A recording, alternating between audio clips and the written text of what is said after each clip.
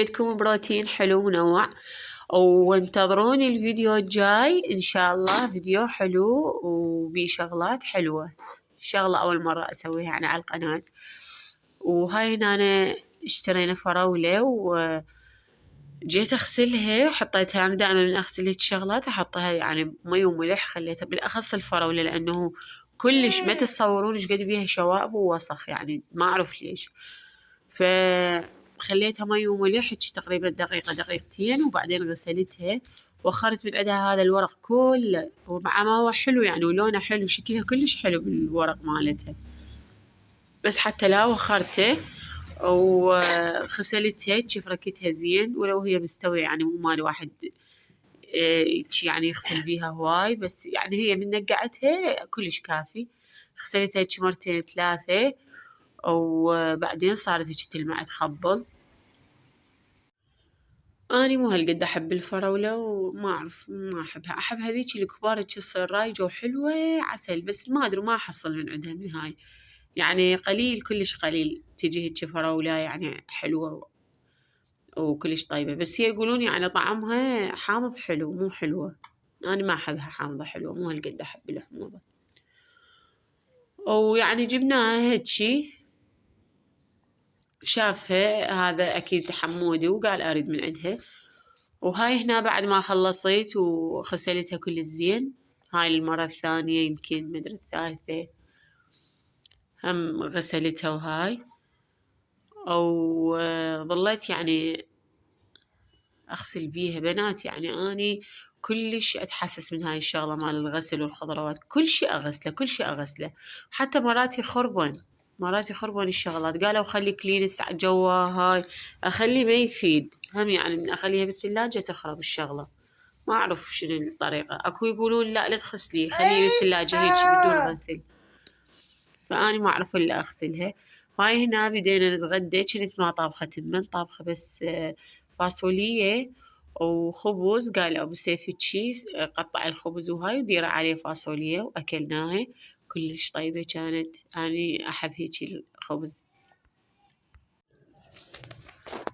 وسوينا هيج وزلايط وطرشي خضرة، أكيد هاي السوالف مال الغدا. وتغدينا والحمد لله والشكر. هو كان هذا غدانا البسيط وطيب بنفس الوقت، وشوية تغيير، واحد يومية تمن ومرق تمن ومرق فهم يصير ملل. وهنا سهامكم العافية كان حبايب. الخضرة ما أسولف لكم، اشتريت ب500 ظلت عندي كومو قيامة. وهاي هنا بالليل طلعنا سوينا كم شغلة، جبنا سوينا جبنا كم شغلة يعني هيك البيت معتازتين، وقالوا جيبوا غراض خلينا نسوي كيك. كنت ما يعني ببالي أسوي كيك، هذا زاهي لقيته بطعم البطيخ بريحة البطيخ العفو، فجبته ريحته ما أسولف لكم تجنن تسوي وايس تغسلين بماعين، يعني من قد ما ريحته طيبة تجنن، ريحته كلش طيبة، أنا أحب ريحة البطيخ. وهذني عصاير هذني مو طيبات بس حمودي اشتراهن. رحت جبت بيكنج باودر وفانيليا، هو شاف هذني قال أريد من ذني، ما أدري شلون عرفن عصاير ما أعرف. وهاي هنا بلشنا بالكيكة رأسا، بس ذبيت الغراض بعدني على الهوسة، قلت أخلي الكيكة على النار وأكمل أسوي عشانه وشغلاتنا. هاي هنا بنات خليت 3 بيضات يمكن 4 بيضات، وبرشت عليهن قشور مال البرتقال وخلطتهم، ظليت أخلط بيهم وهاي على مود الزفرة تروح من عنده. وبعدين شوي بديت أضيف المكونات، أنا مسويتها من قبل مكونات على القناة. هذا 3/4 قلاص زيت ضفته كله بنات بس ما كنت أصور. وهذا 3/4 حليب وقلاص كامل شكر. انتوا إذا تريدون تسوون كمية كبيرة ضعفوا هذا المواد. و3 طحين 3 أكواب، وظليت أخلط بيهم. وهنا بعدين بالأخير حمودي قال أني نزل هي أبو يمه وقال له يلا تعال. وهاي هنا كملت وما أسولف لكم الهوسة،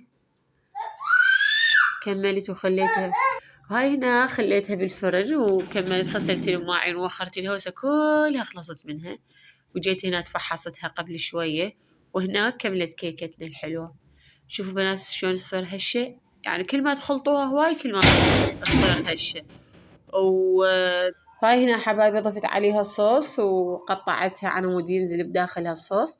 لهنا ينتهي الفيديو. إذا حبيتوا الفيديو لا تنسوا اللايك والاشتراك. مع ألف سلامة.